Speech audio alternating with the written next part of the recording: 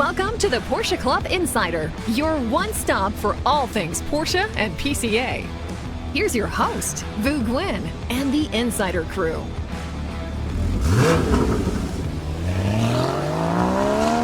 Welcome to the Porsche Club Insider. As you can tell, King Neptune is not with us today. He is out on the high seas. Is that his nickname now? That's his. I saw the pictures of him on the top balcony, and I think I saw him even holding the trident, too. Oh, my. He is now a king of the seas, at least this week, with the PCA Cruise.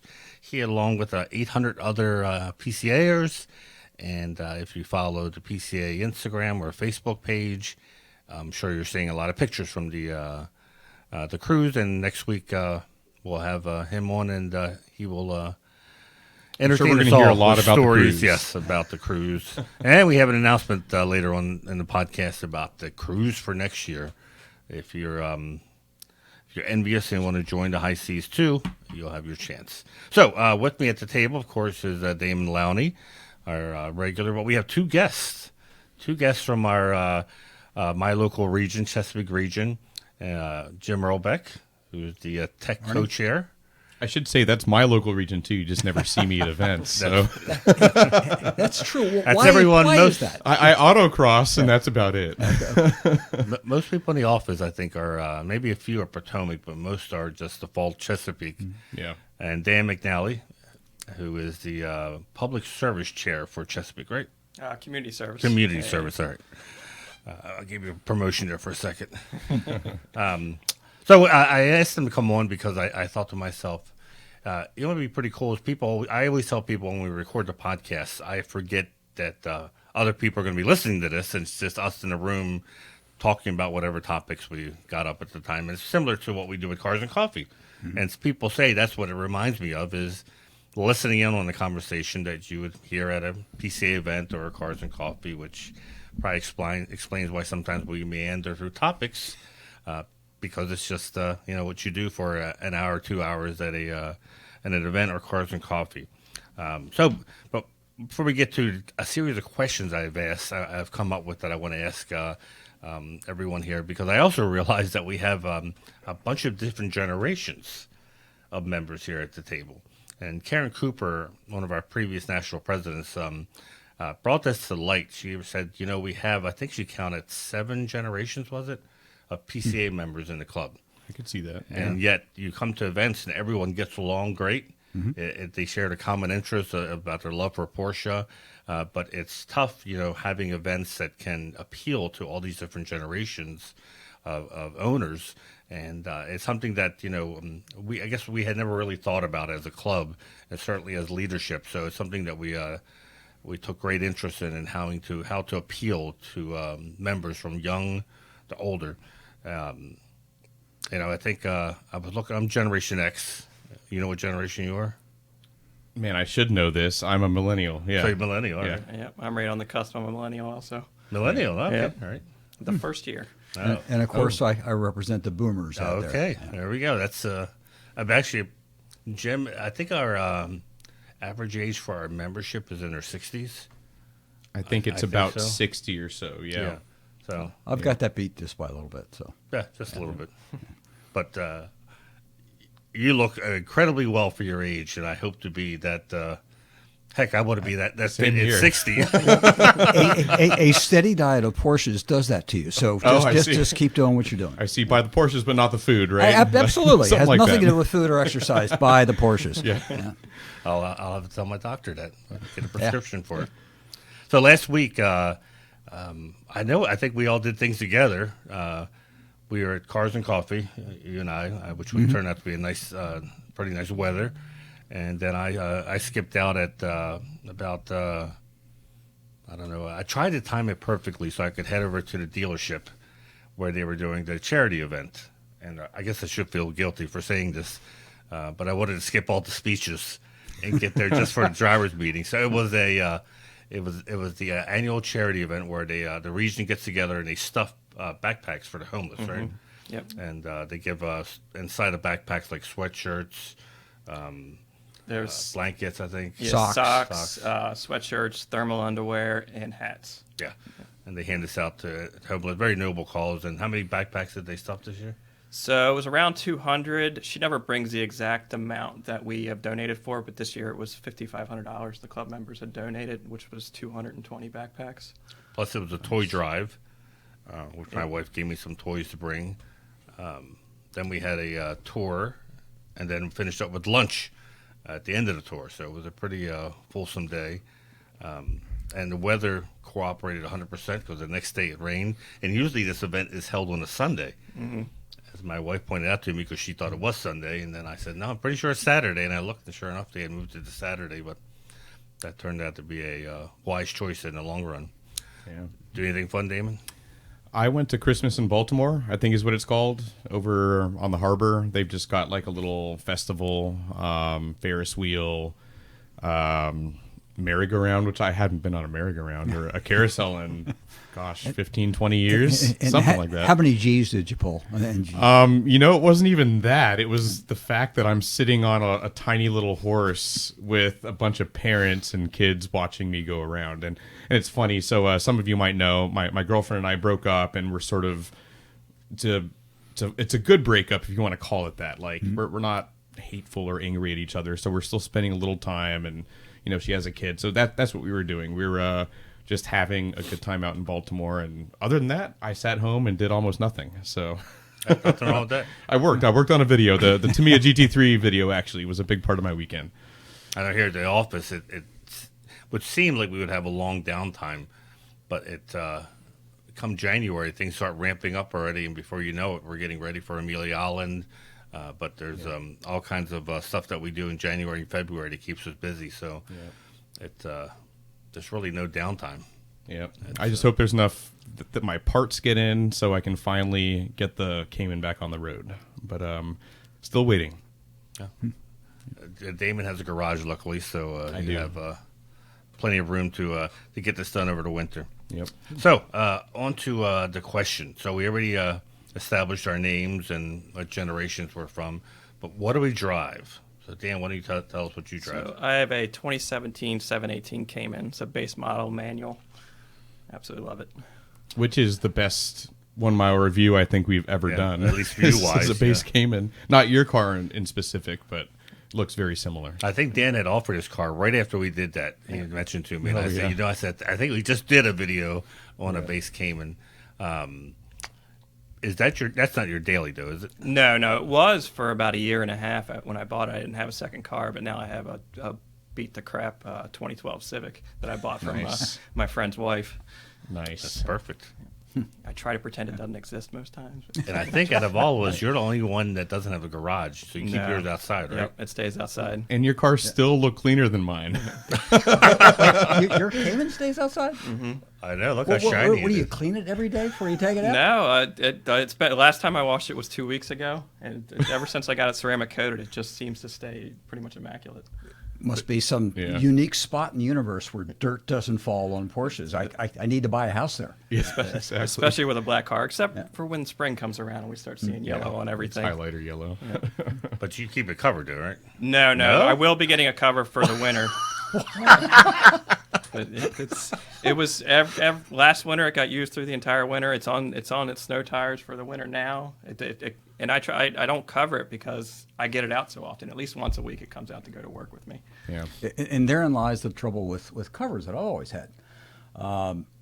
They get wet, and then you got to put them away to take the car out. So then you don't take that car; you take the Civic. So for me, it's always the cars are going to be readily accessible at any minute. I don't want to deal too much with getting them out on the street. Yep. We know Jim's garage, or at least everyone listening's probably seen photos because it's become a favorite of Bogdan's. He has a very picturesque. Was it a horse barn at one time? It wasn't a horse barn. Was it? It actually was a dairy barn. Oh, dairy barn. And then my oldest daughter declared that she wanted to get married there. This is about 12 years ago. So we had to renovate the place. The bats had taken over. I mean, literally, it was their house. I wouldn't even park the tractor inside, let alone a Porsche. Not that I have any trouble with bats. It's what they extrude, shall we say, to be polite about it. So we renovated the barn, expanded it, and the purpose was not to be a car barn. It was just to get ready for this wedding. And then it kind of morphed into a car barn and turned out quite well. Yeah, it's very, very picturesque, beautiful garage that was for the longest time one of our highest viewed Instagram reels. Yeah. And like I said, Bogdan's fallen in love with it. Have you seen photos of the Porsche design apparel? Bogdan went over there to do a photo shoot with Jim's cars, and Robert has on the screen if you're watching it on YouTube. It's a great look and great for photographs. And luckily Jim doesn't live too far away, and he's very generous with us using his cars or the barn to take pictures. So now tell us what you house in this barn. Everything ranging from pretty much that white 72 Targa, the one that's up on the screen right now, and that's an interesting car because the Targa has been in the Chesapeake region since 1974, which is part of the reason why I'm addicted to it. I don't do restoration projects. Although I'm a wrench turner, I've learned that restorations just turn into money pits for me, at least the way I turn out to be. While you're at it, let's do this. And down the rabbit hole we go. So the two brothers that own that car approached me about 12 years ago and said, we want you to buy it. And I said, well, first of all, I don't do restorations, and second, I don't do Targas. They came back to me a year later and said, no, we really want you to buy it. We're going to make it worth your while. Okay, so next thing you know, I've got it, and I've just been chipping away at it, and it drives my wife crazy because she can't figure out why it's there. I can't figure out why it's there. People like Bob Miller, who's been on the show many times, it's like, what are you doing with that thing? But it's just in my blood now. And I think that the PCA Chesapeake Heritage is definitely part of it. And it's got this little plaque on the dash that says 1978 rally, August or summer or autumn rally. And it just, I don't know, it just kind of speaks to me. So the engine's been rebuilt. We're going to get it there eventually. And it should be Albert Blue on brown, which I think is just a Albert really Blue, rich great color. It's white now, and I joke with the two guys. Which speaks volumes of the fact that it was Albert Blue at some point originally in his life. Yes. And that means someone got tired of that color, which now is like the ultimate PTS color to get Albert Blue. People go nuts over. But someone got tired of that and said, hey, let's paint it white. Yeah, absolutely. And the story there, and it's how the market has ebbed and flowed. They bumped the driver's front fender. Couldn't match the Albert Blue. So I think they decided to paint it in their backyard after 2 6-packs and maybe something else. We're going to do a tic-tac slide about that. Because there was overspray on the sides of the seats, down on a lower bolster. How do you do that? You open the door to just insane. That's the beer coming into play. Yeah, absolutely. So it's kind of a fun car. So, hey, but from here, what was that, like 5 feet? It looks good. 5 feet. It looks great. I would say 95% of people love that car. Yeah. Then you got the 5% who know what to look for, and then they always feel free, unsolicited, to tell Jim everything wrong with the car. That car has been critiqued by the best. But I will say it won best in class with the Chesapeake Challenge that we ran during COVID, which is in a concours event. And I'm saying that to point out that in concours, it's not always your car, it's who you're competing against. And that particular year with COVID, I was a class of 1, so I got first place. So yay me! Nice. So it ranges from that up to you have a beautiful 11 Spider. Yeah, that's a first gen Spider, a 2011 that was featured in Panorama right after the Boca Raton parade. That's where that photo was taken. I was fortunate enough. Peak?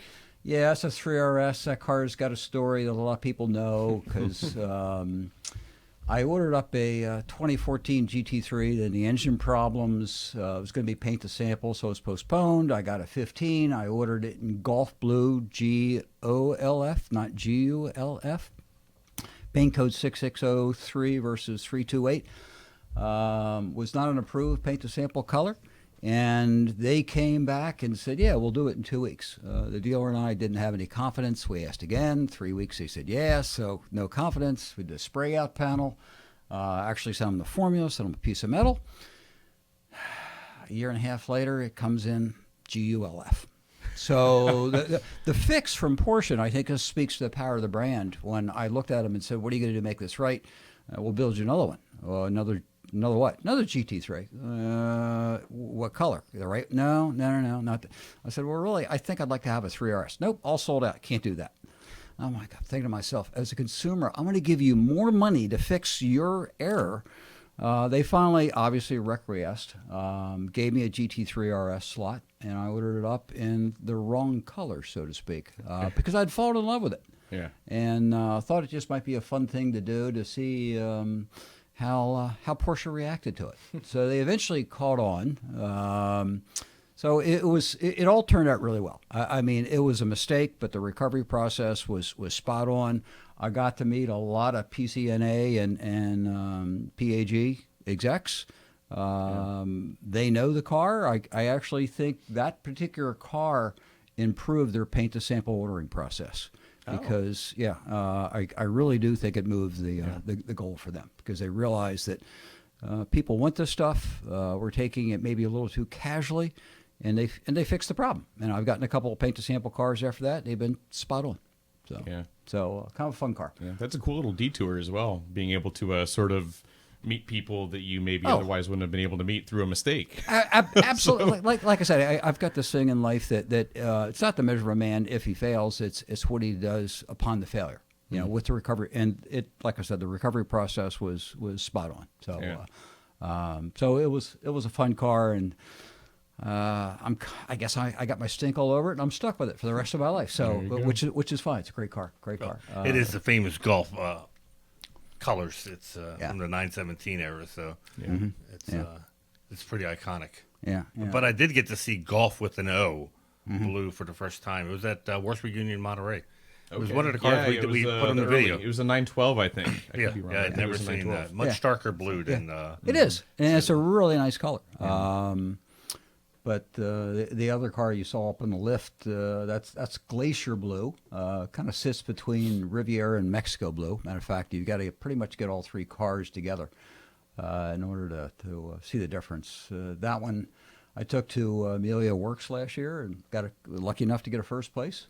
Really nice example. Great driver. I mean, best long hood driver I've ever owned. So really lucky to find that one. So, nice. So a little bit of a smorgasbord.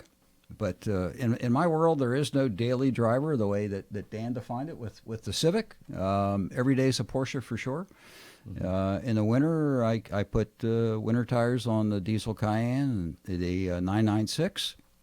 So they get most of my love. But when the temperatures are above 40, everybody comes out to play. There are no garage queens in my world. Yeah. Nice. So for me, for listeners who listen regularly to know, I have a 73 914, 1990 964, and my wife has an 05 Boxster S, and we have we say we have now a 3.5 because we have a bicycle, a Porsche Bike S, that, like most of exercise equipment, now resides unused in the garage. I was going to say, who rides it, and when they do, can I come watch? She rode it once. I rode it once. I rode it once in our cul-de-sac, and now it's something that I have to move out of the way whenever I take a car out because it's blocking the other cars. So you're already getting exercise from the bike. Lifting exercise. Yeah, lifting it. Lifting it and moving it out of the way. And my daily, of course, is my infamous 97 BMW Z3 with closing in on 250,000 miles on the original engine and transmission. And it's been driven through the snow for the past 10 years. Put winter tires, and it is a lot to be said about having a crappy car to drive every day. My goal is eventually to replace it with maybe a Boxster Cayman as a daily. But I think about that sometimes, and I go, I just have no worries when I park. I park between cars. I don't care. The car has the door dings on it. The front spoilers being held together with duct tape. It's just something where I think I wax it or clean it once every 2 years. I wash it a lot, but I don't really take care of the paint. But when I get a Boxster Cayman, I'll be treating it much. See, here's the thing. Every time you Paradigm wash a shift. car, it's Yeah. scraping some paint off. So actually, You can say that as your excuse for doing not the right washing thing. it, but I don't think many people will subscribe to it. Yeah, I totally agree with that. That 72 Targa fits that purpose somewhat. If I go to Starbucks and I wedge it between, a SUV and a minivan, some people are like, what are you doing parking that car there? It's like, have you seen the paint? Come on, step inside of the 5-foot radius and you'll understand why the car's parked here. It's not a problem. So, not to be said about there's a luxury in that not for sure. not caring. Yeah. So and Damon has a car similar to that. I do. So I'll just get this out of the way first. Is I have a Mazda 3 now that I daily drive, and I also have another daily driver that hasn't been driven in a while, and that's what it looked like when I first got it. Oh. And there's another picture of it on the truck when it arrived, and this was back in February 2021, I believe. So that was salt spray I was seeing? Yeah, salt from it came from my sister and brother-in-law in Chicago area. Well done. I think I Yeah. just would have maybe made a 5x6 circle or rectangle I in the think- windshield and just looked through it like Yeah. like a tank. Exactly. with So the it hasn't been real washed. quick. Yeah, Reliable just once to take let it go. once that picture, so they can sell Yeah. closed transport. Yeah.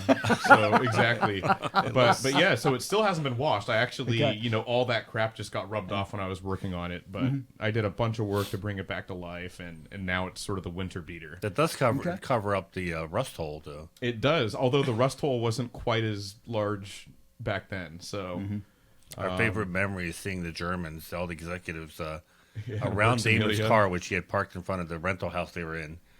It just in awe. They were very interested. That in America they would let a car like this drive on the road.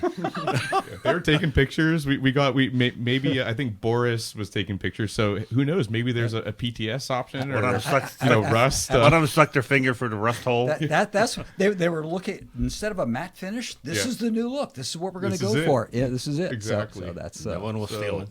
So right now that's not a daily driver because it broke. It's got like 270 something thousand miles on it, but it started back up. So I think I have a little electrical. I need to replace the connectors for the coil packs.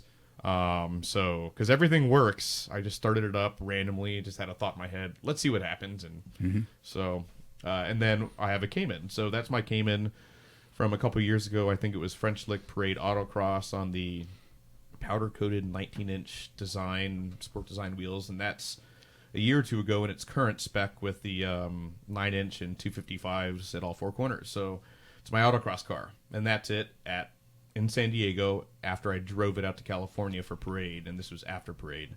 And the other two cars, which we drove around all these great back roads and San Diego County, was my uncle's GT3, and then our ad director's GT3 RS. So it's been a car that I drive to work sometimes. I've taken it on road trips. You can fit quite a lot in a Cayman or on top, as I found out. Handles great. It's quick, if there's some corners, if you throw some corners at it. And I just love the thing. And for me, 3 cars, that's all I can own. Like, if I have more than 3 cars, then I won't drive one or two of them.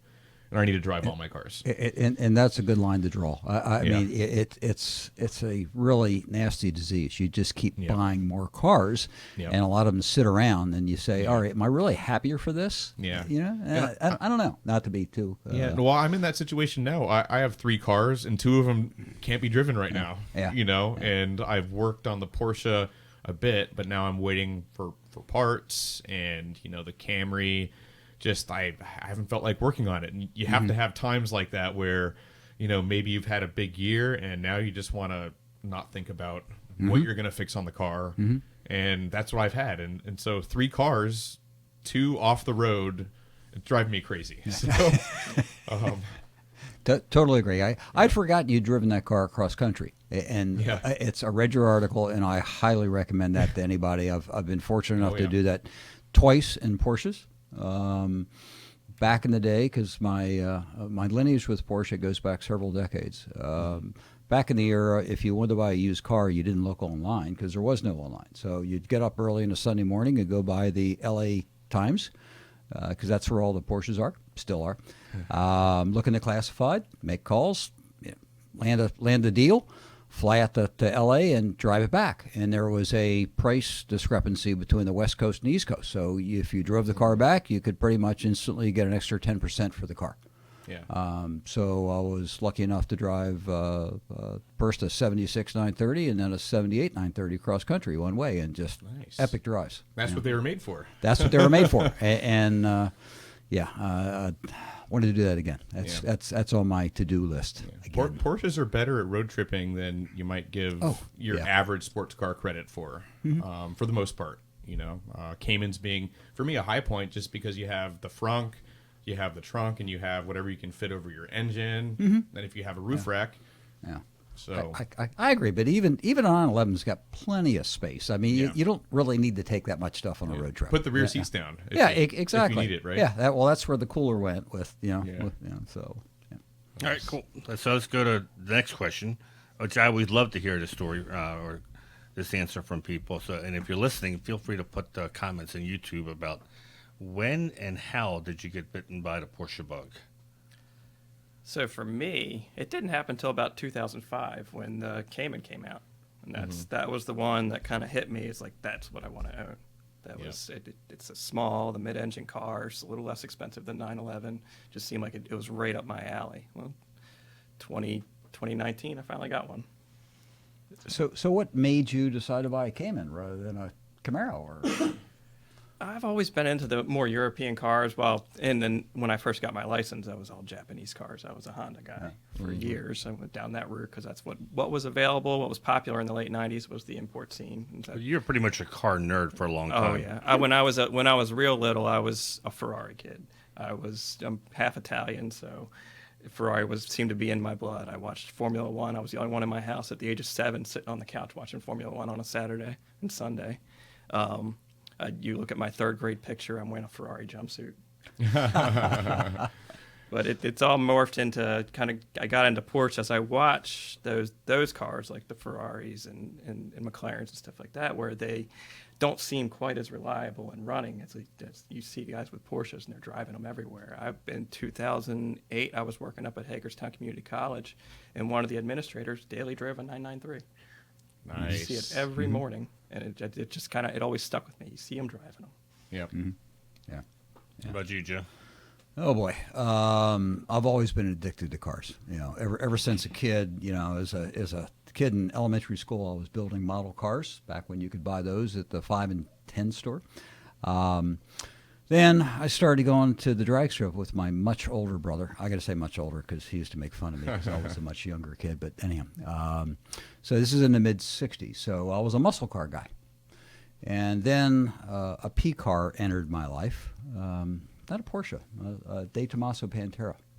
So in 1974, I bought a 72 Pantera. Learned that it was more fun in the twisties than it was in a straight line. But I was confident in the car because it had a Cleveland engine in it. And I knew how to work on those things. Because I was the guy that at age 11 took the cylinder head off his dad's Cub Cadet riding tractor just to see what made it go. It was not a good day for me when he got home. No. So, you know, the Pantera taught me that there's more than just making noise, straight lines. And when I got done with my engineering studies in 77, I bought a brand new 924 because the shape just spoke to me. To me, it was the future. Which was ironic because up until that point, I pretty much had disdain for Porsches. I mean, in the early 70s, late 60s, it just was illogical that anyone would buy a Porsche. I mean, why would you buy a 6-cylinder car with 130 horsepower when you can buy, you know, a fire-breathing Z28 with 300-plus horsepower that had 8 cylinders for half the money? I mean, it's just, that's illogical that you would buy a Porsche. But with the 924, even with its build quality issues that it had, I'd put the key in the side door and the whole tumbler would come out. Yeah, so left me stranded a couple times, and this is a new car. Still, the love affair started at that point in time, and then was pretty much on that side of the water, so to speak, and never bought another muscle car again. Yeah. What about you, Damon? For me, excuse me. I've always liked fast things. You know, planes, cars, trains, really. That was kind of my childhood in preschool. Is I like trains a lot, and my first radio control car, I think I was 3 or 4 years old, and it was a Tyco Fast Tracks, which was looked like a buggy that had like tank tracks on it. It was actually pretty quick for like a Tyco car. And every year, Santa would bring me an RC car and something Tyco or whatever, Radio Shack, whatever cool car they had in stock. And then my uncle Keith happened to be a huge Porsche fanatic, and also got my Aunt Martha into Porsches. So he had an '86 Carrera, I believe, when he first came into the family. And then he had an RS America for many, many years. Now he has a GT3. And Martha, my aunt, had a 944 S2 for many, many years. So that was sort of my introduction to the Porsche brand. And this was all in high school, early college, mid to late 2000s.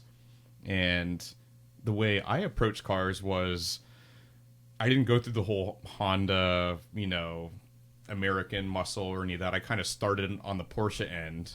And the way my uncle talks about other cars that aren't Porsche or Aston Martin or VW R32s, he kind of thumbs his nose at them, and you can tell that he thinks that, a Porsche is superior to everything.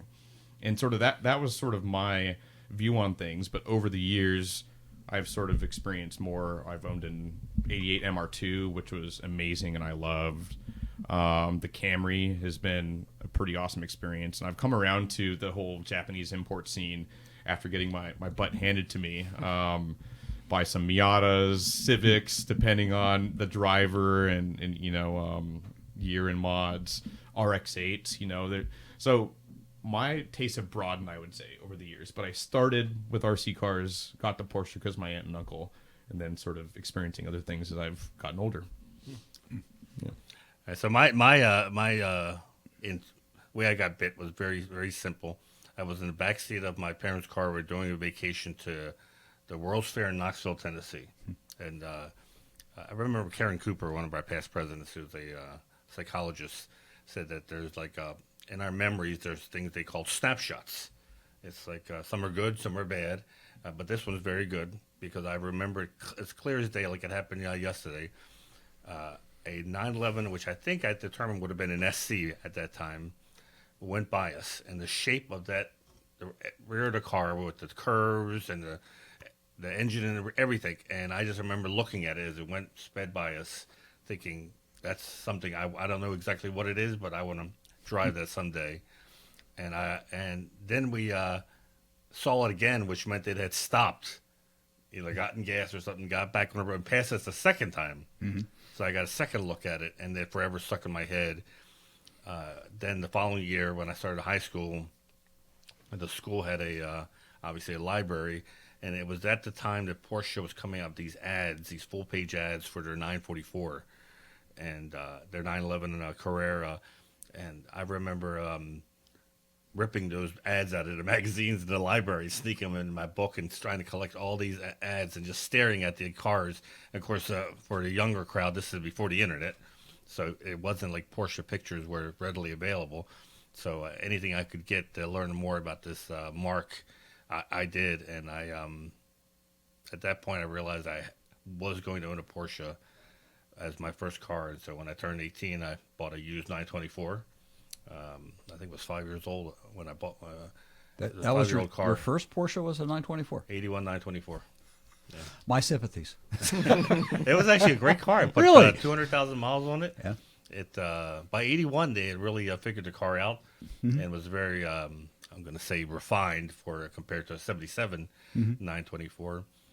But it's that's how my memory, my first time that I fell in love with the brand, which leads us to the next question, and I get this asked a lot because I guess, at least with me, and I'm sure Jim too, you get known in social circles when you go, especially when you go to your wife, as the Porsche guy. And that's what they refer to you, to either the car guy or the Porsche guy. You work for Porsche, right? Well, yes, first thing they ask you. is how do you explain the enthusiasm for the Porsche brand to a non-car person? Well, you want to start? I would say it's extremely hard to, especially with non-car people. One, I say look at it; it looks fantastic. But I think the easiest way to explain it is the club, because the enthusiasm and the welcoming nature of everybody in the club. Because I was never a club guy, and it just brings you into the brand even more. And the more I talk about the events we do, the more people seem interested that aren't into cars. I agree with that. I mean, it's totally illogical. But a lot of things with great passion are illogical. Mm-hmm. And my poster title of that is hunters. And I'm not a hunter, so I mean no offense to those that are. But let me get this right. You get up at 3 o'clock in the morning on a cold winter's day. You walk out in the woods in the dark. You put a tree stand up. You sit in that for an hour waiting for the sun to come up. Then you, if you're lucky, you bag something. Then you got to drag this 200-pound carcass out of the woods.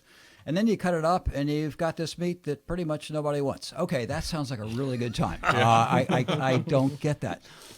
So I know it's illogical, and I know I can't explain it, but I generally break it down into three things. One, I've got great passion for the product. I like the precision that it's engineering precision, it's build precision, and most of all, the drive. It's not just transportation. And second, because I'm a business guy, I like the business theater that Porsche puts on. The fact that they were on the financial cliff several times and survived, and now they're so highly profitable and on such a roll, that's just amazing. And then you toss in the little quirks they do, like the failed takeover of Volkswagen, the hostile takeover that didn't work out quite so well.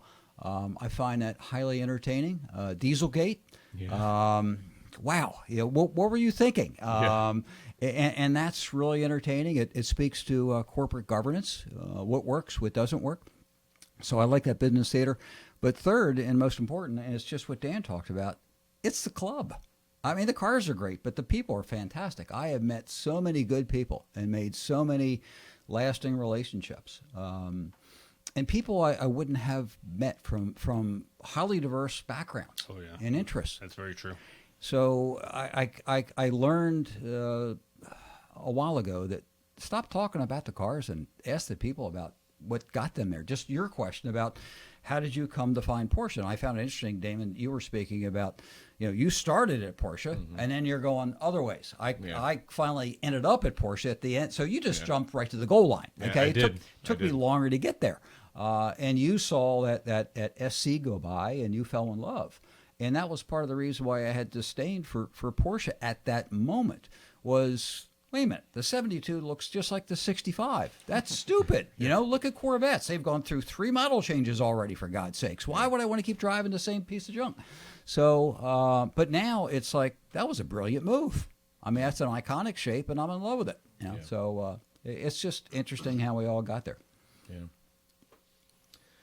So, Damon, how would you describe the... Let's see. What was that question again? How do you describe our enthusiasm? So, what I wrote down here as a note was that I don't. I just stay quiet.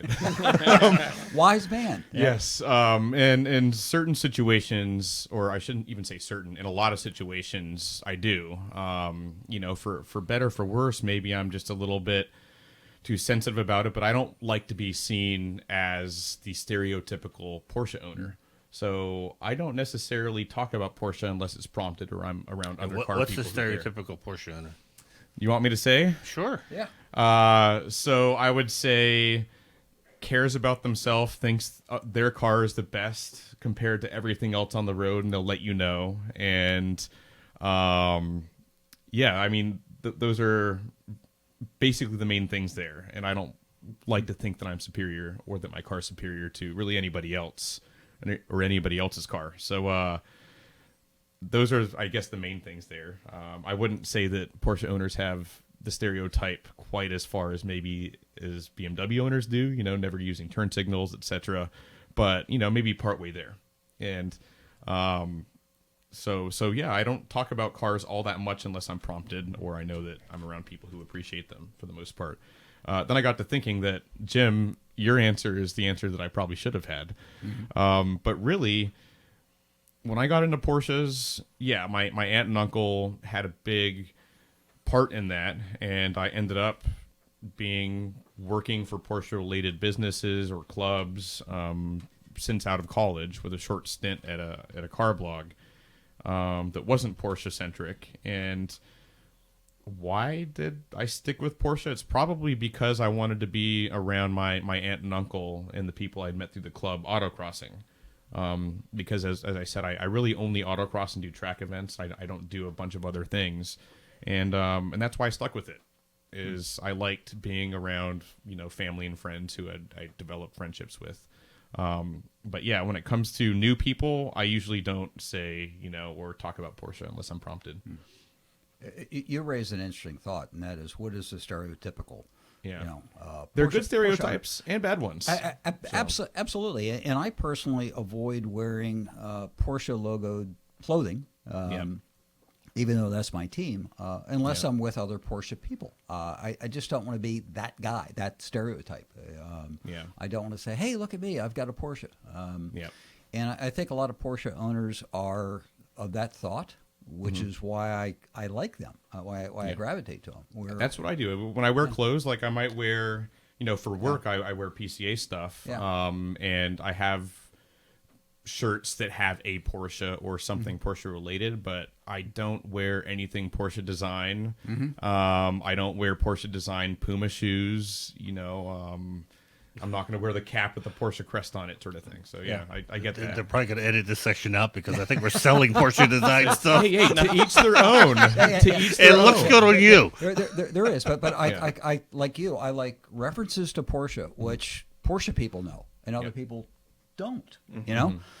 Because if someone recognizes the fact that I'm wearing a Flying Lizards cap, and it's like, oh, you like Porsches? So I'm like, oh, so obviously something about Porsches and racing, and they're So I like that kind of branding myself. I feel like if you're putting it out there really, really hard with the Porsche logo, that it's easier for people to maybe make the wrong impression about you. And that's what I don't like. I agree. So for me, the stereotype, and I see this on Facebook, are these really cringy shirts that they put up for sale that are not even, I can tell they're not done by enthusiasts.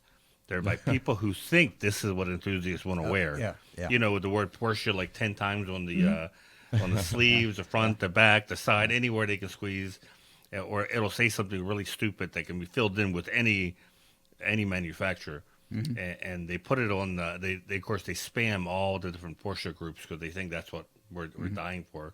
And more to your point, if I see something that only someone from the inside could tell, like a Vasek Polak shirt, then I would say, well, this person's an enthusiast because he's wearing something that only someone really into it, not a status symbol person, but only.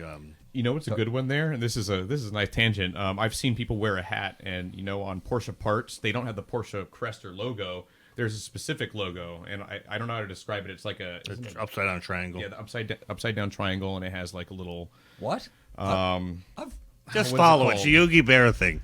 Okay. Someone to pee on it. Yeah, it's on all the parts. So if you put in Porsche parts logo on Google, and it should pop up.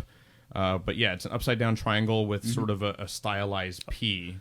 Most of their authentic parts have that stamped on it. Yeah, and that's how you know that they're authentic. So if you see somebody wearing that, most people wouldn't know that that's a Porsche hat. I wouldn't have known that. There you go. Okay, bingo. Yeah, So and for a while there, Porsche was selling hats with that logo on there. And that goes back to the question about how do you explain the passion? It's that's the passion. That's the passion. That's the detail. I mean, this encyclopedia based knowledge of Porsche that especially Manny has. I as tech chair for Chesapeake, I craft or help craft the quizzes, and we always have a problem how to deal with him because he knows every damn thing. It's horrible. I always learn stuff that's why I always want to know the answers that I didn't get because I'm gonna. I want to learn something because no one knows everything. Even Nathan Mers doesn't know everything. There's just so much. That's which brings to what I tell people. So when I was president, I would get this question asked a lot from reporters at events. How do you describe the Porsche brand, or why is there such enthusiasm? And for me, I would simply say it's a family-owned business that was so driven, so focused on excellence that they became what they are today, the best car maker. And the fact that it's still a family-owned business, and the more I got involved with Porsche Club, the more I met the different players and family members, and I saw that it was true enthusiasm, that they knew what their name stood for, their last name, and they were going to make sure that the legacy kept on going. Made me say, yeah, I definitely want to continue being part of this brand, because it's their level of achieving excellence for engineering, because it's so rare for something on a Porsche to be there just because it's pretty.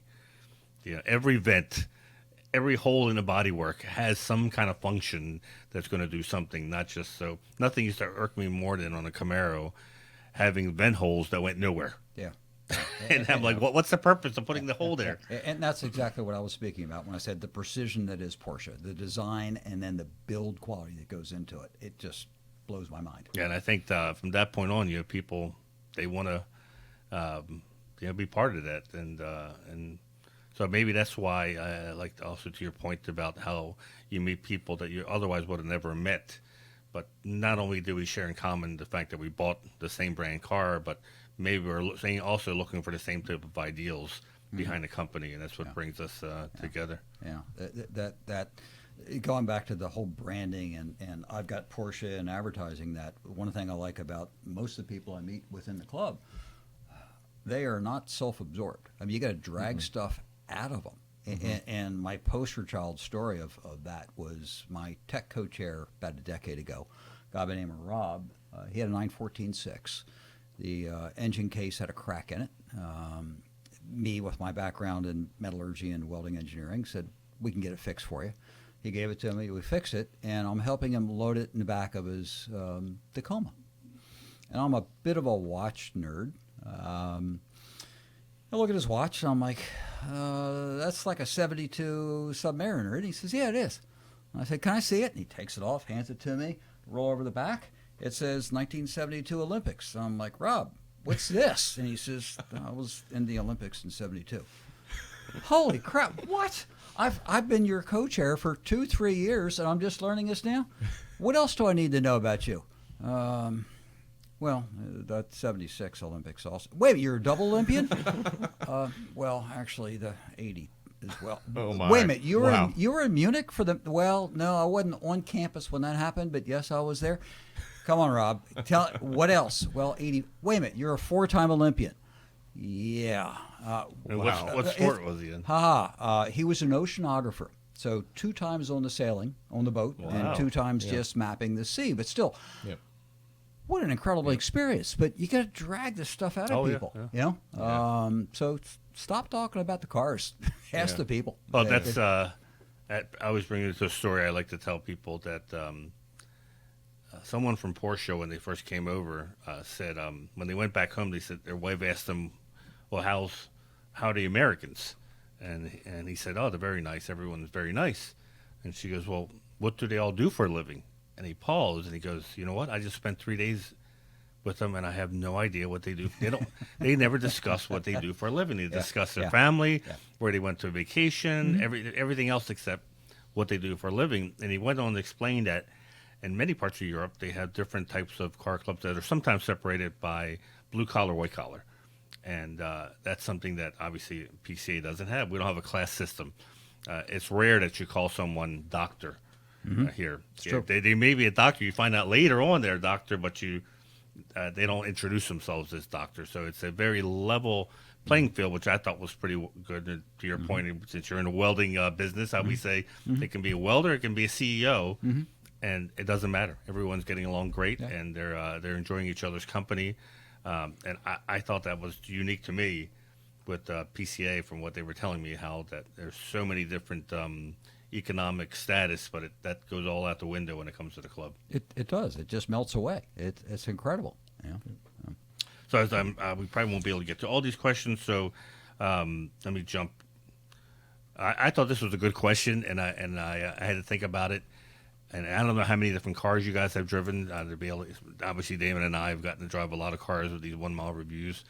Which car turned out to be a disappointment, and which one was a surprise?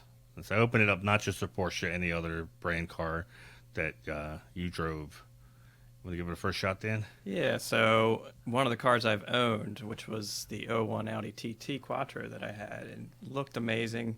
It had one of the best interiors of any car I've ever had. Like everything that looked like metal was metal, but the steering was the deadest steering I've ever had in any car ever. Looked great, didn't drive great. But as far as a surprise, I say the Taycan when we did the Porsche track experience at New Jersey Motorsports Park. I was very surprised at how agile that car is, and probably everything else in that day too. The Macan and the Cayenne. That was my first time driving anything other than my own Cayman. That was a Porsche. Oh, cool. Yeah, and all of those cars. So I was actually genuinely impressed how capable they were. I mean, we were driving the 911s and the instructors in the Cayenne, and I just can't even close that gap. Jim? My most recent disappointment came with another German brand, Mercedes. So I bought a 99 SL 500 because I always thought that particular body style was Bruno Seiko's best work and really embodied what the 90s car design looked like. But I came to learn quickly that Mercedes doesn't support the product the way that Porsche does. So I stepped outside of my box intentionally, my box being Porsche nowadays, thinking that it's pretty much the same. Nope. Needed a spare key, and it's a chip key, very similar to the 993 immobilizer key. So a bit of a pain in the tushy. I had one key, go to the dealer. Nope, we don't support that product anymore. Well, let me get this right. So if I lose the one key, I've got a paperweight? Afraid so. That was so. All right, to the internet we go. The community, maybe I just didn't find the right community. I mean, I know where the Porsche community is. If I toss out a question, I'll get more answers I know what to do with. Yeah. And more offers for help. But I got really no offers for help. And at that point, it's like, well, if you can't even make a stinking key, and this is the same key that went into the MLs and, probably a million cars of that era have the same switchblade chip key. Can't find it aftermarket, can't find it OEM, sold the car. Wow. So huge disappointment, And they have their own. Is that considered a classic in the Mercedes lineup? I don't know. They have their own classic. They do have their own classic, but when you look at Porsche and how many cars they support over the years. 987 is a classic now, in a sense, with the classic radio. Yeah, but the fact that they're still doing an N-spec thing for cars that are 3 decades. Who does that as a manufacturer? They do. So that was a huge disappointment. So I went back to my box, my comfort zone, Porsche, and bought another Porsche. Yeah. On the cars that have been positive surprises for me, my 04 996 C2. Never wanted one. Listen to the naysayers. Oh, it's a horrible car. It's ugly. It's a what are called a brake. All this kind of nonsense.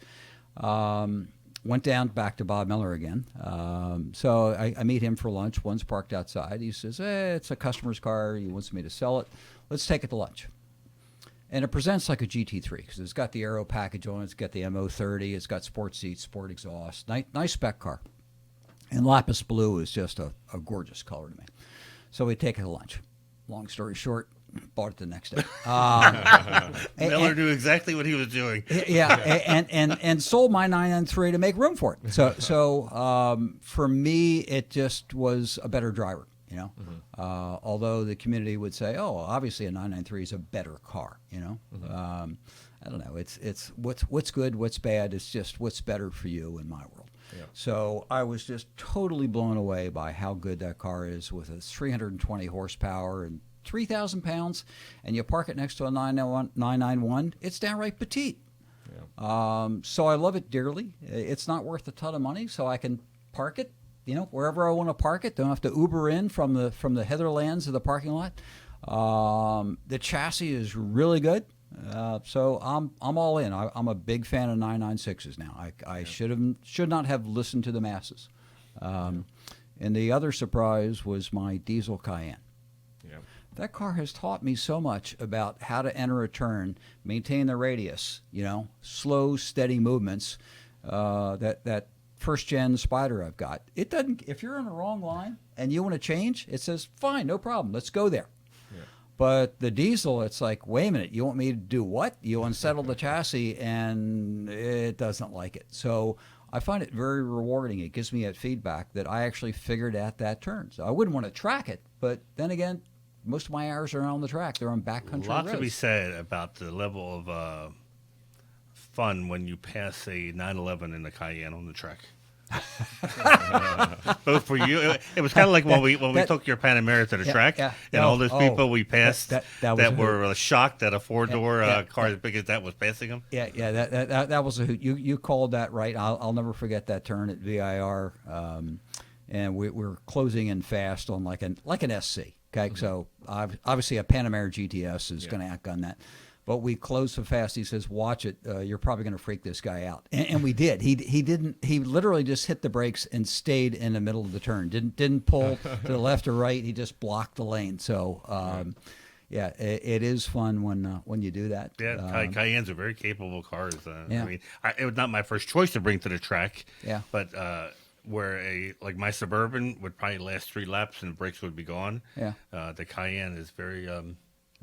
Very capable. Yeah. A few years ago, I bought a 72E on the West Coast and immediately trailed it up to Sonoma. Second day of ownership, had it on the track, and this car had been stored by a collector. Interesting car. It had like 13 owners before I got to it. One of which was a PCA National Prez, 3 of which were regional Prez.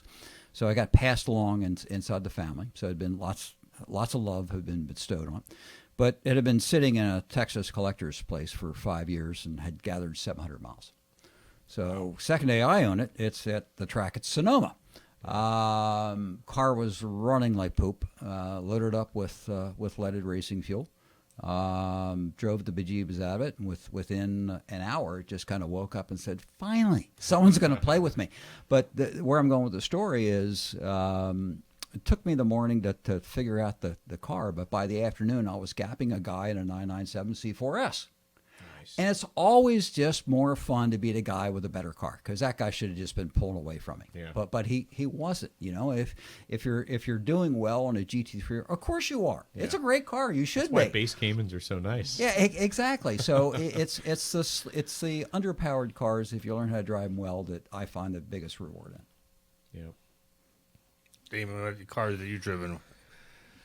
So this one's not the easiest question, but the first thing that comes to mind for disappointment. You don't have to name names of owners, but you can say the cars. Yeah, no, I'm going to say the cars. And funny enough, a couple of these are cars I've owned, but the biggest disappointment for me was I owned a 1976 BMW 2002. And it was a little bit of a hot rod the way that I had it set up, and it had 205 width front and rear tires, which they came on like 165s or 175s. And even with a slightly hot rodded M10 4-cylinder, 110, 115 horsepower, maybe 120, with the wider tires, that was like the least fun I've ever had in a car that's supposed to be fun. Well, why? It was heavy steering because the tires were probably too wide. The engine didn't have quite enough horsepower to make it playful at the rear. The brakes weren't all that great. Like, it was just this whole thing where I wish I had never modified it and just kept it, because I drove, the person who built the car and who I helped along the way with some little jobs here and there. He had some other 2002s, and I drove one on 175s and totally stock, and that was a riot. That was pretty fun. And I didn't even drive it all that far. But, a BMW 2002 was probably the biggest disappointment for me, purely because I built it wrong, if you want to say, or just building it in general probably shouldn't have happened. The surprise, it's kind of a mix, or it's split between 2 different cars, and one of them you'll be happy about, and that's the 4-cylinder 718s.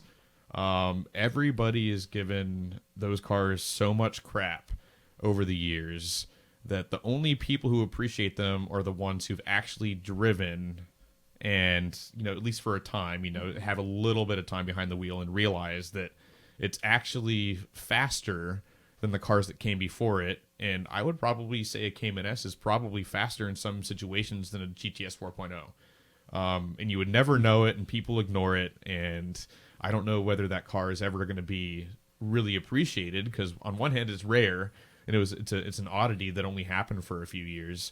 But on the other side of things is that most people don't care. And what I say to people is drive one, and in our area, go to local autocross and see which one's at the top of the timing sheets at every single autocross is a 718 Cayman S with PDK. Totally stock. We're talking about, Mr. Tavener here. So yeah, that's a huge surprise. I didn't think I would dislike it, but I liked that generation and that engine a lot more than I thought I would. And then shared with that is my Camry, because muffler delete V6 manual. It's actually a lot more fun than it sounds. So you gotta get it running again. It's parked. Yeah, exactly. So let's see. My biggest disappointment was to me, after reading about it and seeing these cars, I was expecting so much. Was the I guess the early long hoods. This was a '68 911, and it was stock, and maybe that's why my disappointment was, because driving a '73 RS, that car was so sorted and felt so good. This car felt very sluggish. It felt cumbersome. I was looking for a feel like I have with my 914, very light steering, and I didn't get that. It was just not what I thought I was going to get after reading so much about that car. And the best was much the same that Damon pointed out, was the base Cayman. The one we did a video on a 2020, I think, wasn't it? It was brand new, and it had to have been. It was a 2022 model. 2022. Okay, Yeah. It was base Cayman, and after reading so much, and journalists wrote about how terrible the four-cylinder engine is, and doesn't sound like a Porsche, and this, that, and the other. No, and I had driven one before on the track on a parade lap, but it's not really driving it hard. This was driving it hard in the corners, and I thought this is really all I need, because and unless you're going to go to the track or you're flat out on the highway, that was a lot. Was it 300 horsepower? I think 300 in the base. Yeah, yeah, that was a lot of power for a compact and torque car that I think comes in really strong, like 2,500, 2,200. Once it spools up, and when you're on the road and between gears, you're always in the torque. Yeah. The initial startup, you feel that little bit of lag, that lack of power, but all back roads, you're just always in that power band. Yeah. Yeah, I mean, obviously, if you've got the wherewithal to get an S or GTS or GT4, then awesome. The 2.5 liter GTS, which was like a 1 or 2 year model, they 18 and 19, I think. Yeah, 18 and 19, and before they went to the GTS 4.0, the 2.5 liter GTS is actually, that might be like the ultimate sleeper when it comes to modern Porsches, I think. Yeah, but GTSs aren't cheap. They have not dropped down much in price. Even the 4-cylinders, huh? Yeah, if you look at them, they seem to be holding steady people between know. 80 and 90 right now. Yeah, well, the GTS is such a what I used to always say, guaranteed to sell. It's just a very desirable line. But the base is the one that people gave a lot of poo-pooed on, and I was very very impressed with that. All right, so the other 4 questions, we're going to have to make this a part 2 someday and get to the 4. I thought this may happen. We would get some good discussion, and we would run out of time, because now we have to switch over to. Damon, I'm going to look at your screen, because I didn't. Yep. My second part of my agenda. Yeah, we have videos coming up now, actually, and so we'll talk about the. I recently reviewed a 992 generation 911. Let's see if I get this right. 911 Carrera GTS Cabriolet America Edition. We have somebody who owns that car. Also owns both Club Coupes. Is that like the first? I haven't seen too many road reviews on the America. It's probably one of the first. That's what I was thinking about when you did it. Yeah, because it's for Americans, so you're not going to see Europeans reviewing this in What Europe. I always stick in my head about this car is it has 3 different finishes on the wheel. Yeah. So God help you if you curb this wheel. Yeah, exactly. Yeah, what is it? It's silver on the spokes, and then on the spokes faces, it's white with silver on the spoke faces, and then that red pinstripe. And they look great, but yeah, if maybe take those off and like run something else if you're on a road trip, and I don't know. But so I reviewed that car, and it's basically a 911 Carrera GTS Cabriolet. The America Edition is kind of a cosmetic package that has cool features. It's not just cosmetic, like functional, but performance-wise, it's a 911 Carrera GTS cab with the 7-speed manual and amazing car. 992s are just, they make it so easy to drive quickly, and they feel nice, and you feel connected to the road. It's the best of, you know, what Porsche has done in the past, but still you have that pace and that precision of a new car. So really cool car. Vu also got to do something with an electric GT3. Now, when I say that, it's actually a Tamiya GT3 RC car based on the TT02 chassis.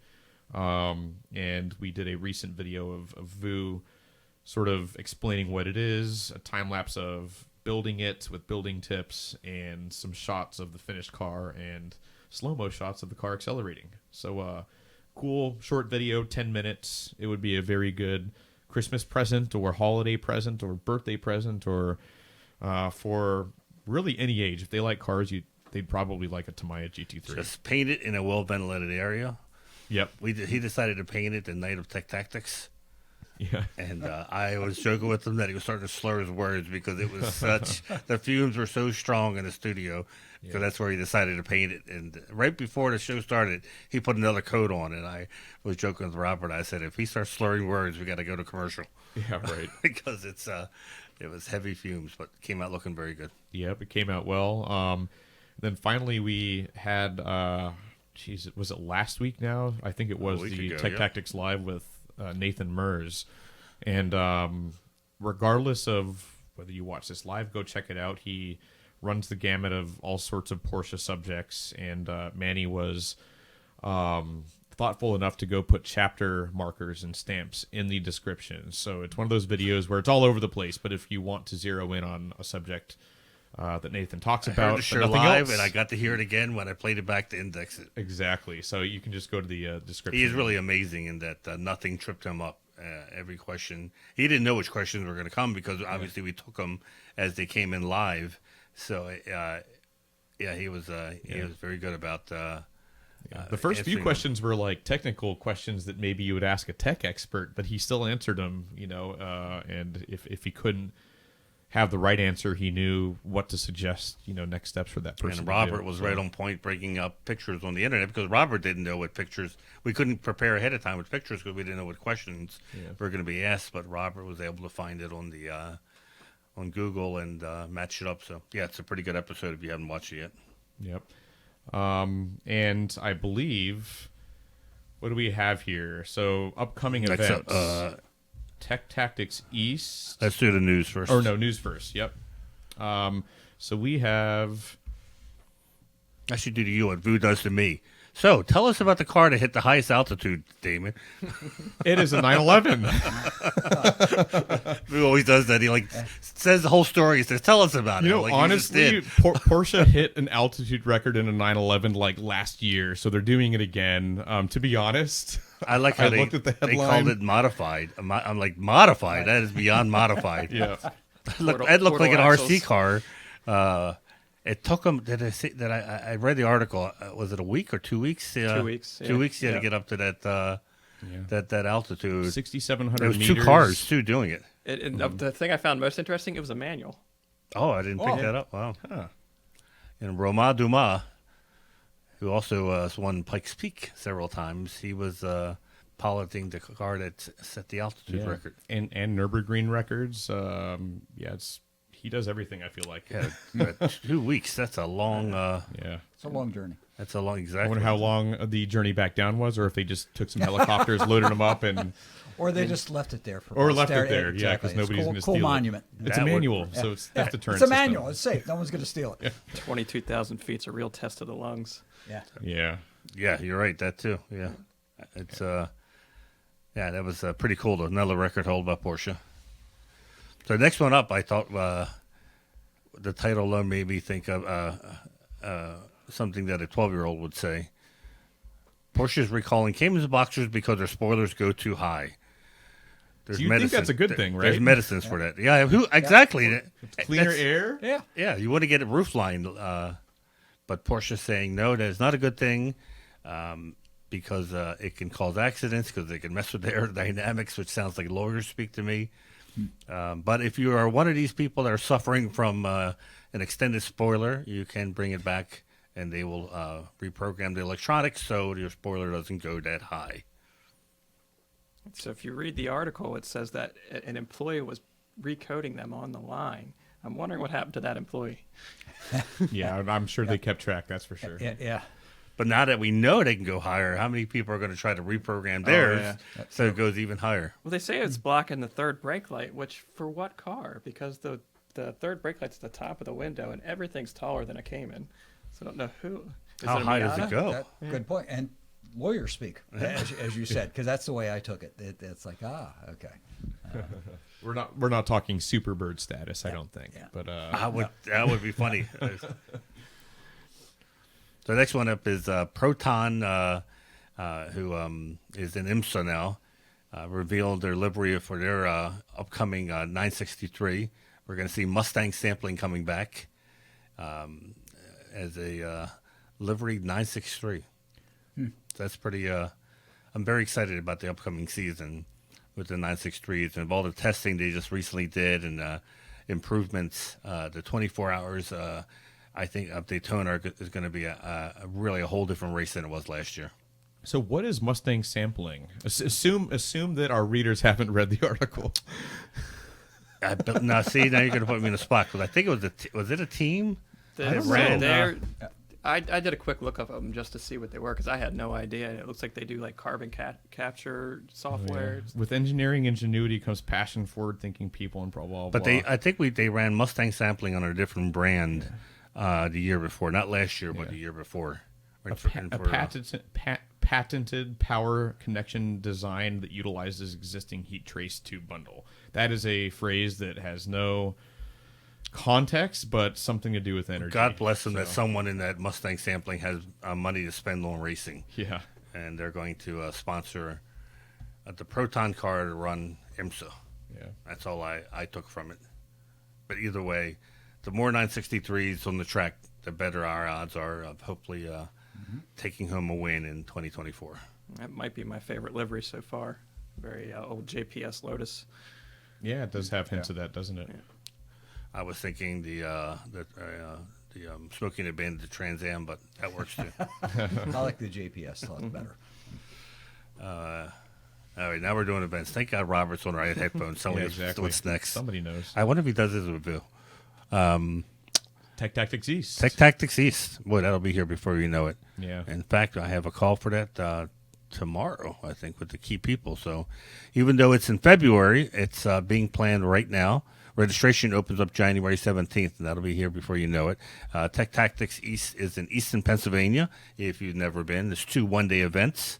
It's all day of tech sessions at the Porsche training facility. This is where they train the technicians, dealers, and they have all the coolest stuff there. They always usually bring the newer cars, and you get to see them up on lifts. And it's just a cool place to hang out, especially in the winter when it's pretty cold outside. And the expansion should be complete, so it'll be a much bigger facility. Yeah, I believe. yeah. They always give warehouse tours, and it's if you've never been, it's a cool thing to see. If you have been, then you know that it becomes almost an annual. I think, Jim, you've been there many a time. Oh, yeah. Repeat offender. To the event. Also coming up is the Porsche reunion in Amelia Island in March 1st, which also sounds like it's far away, but it'll be here before you know it. And registration opens, I guess by the time you hear this podcast, registration should be open already. On the 20th. On the 20th.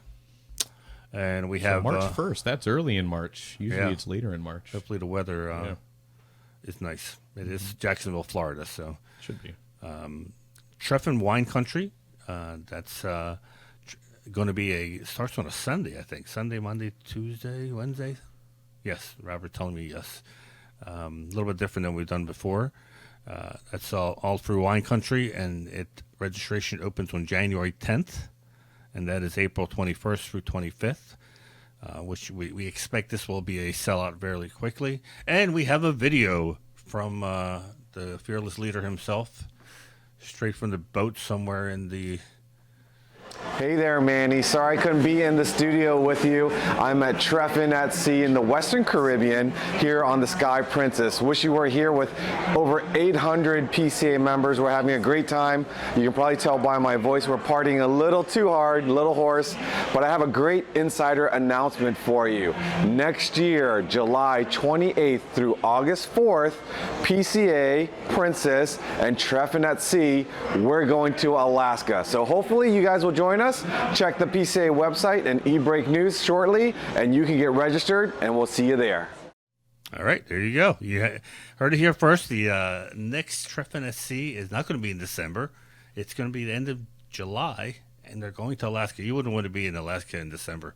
No. It's very dark and cold. Yep. Summertime is the time to go to Alaska, mainly because it doesn't get dark. If you've never been to Alaska in July, I have. It stays like dusk the whole time around. It's very bizarre. We were at a friend's house at 1 o'clock in the morning, and it looked like it was 5 o'clock. Your body was telling you it was 1 o'clock in the morning, but it was like just like dusk the whole time. It's Endless really golden bizarre. hour. Photography, I bet. Car photography would be amazing. And this will be even more cool being it's on a ship, and I'm sure that Jim and Dan will see you guys portside. Absolutely. It's a good possibility. I was going to say. Yeah, I'm sure King Neptune will be with us as well. So, anyways, here you have it at the Treffen at Sea. If you didn't catch everything, we will be mentioning it every podcast from here till July, so you'll be able to follow up on it. Remember to subscribe to our newsletters, eBreak News, Mark Fresh, and Performance News. eBreak News is the biggie because that's the one that has all the announcements of upcoming events, videos, everything that we talk about on the podcast. You get it for free in your mailbox. If you don't belong to PCA, join. What are you waiting for? You don't even need a Porsche to join. You can join Test Drive and still be part of the club. You'll get our monthly award-winning magazine, Panorama, every month, and you're part of the coolest car club in the world. Subscribe to Porsche Club Insider on Instagram. Follow us and get some behind-the-scenes photos of what's going on when we talk about the podcast. Sim racing. This is the perfect thing to do in the wintertime. You know you want a sim racing set up for Christmas. Damon just got one set up. I'm trying to convince the wife to be able to let me put a race seat permanently in our living room so I can it's a lot cheaper than real racing. I try to tell her. She knows how much real racing costs. So here you can freely hit the wall and nothing gets charged to you. If you want a podcast sticker label, just send an email to podcast@pca.org with your mailing address, and Member Services will send you out some stickers. Remember to like, comment, and subscribe on YouTube. We're trying to get to 100,000 subscribers, and we're oh so close. It'll make Vu so happy if we hit 100,000, and we promise to stop reminding you every week to subscribe. I think that's it, gentlemen. Thank you for coming. Great being Almost here. as much fun as being at a Cars and Coffee, but we didn't have any cars to hang around with and judge other people's choices in cars. Still, it's not bad for a Wednesday. Until next week when Vu's back, we'll see you then.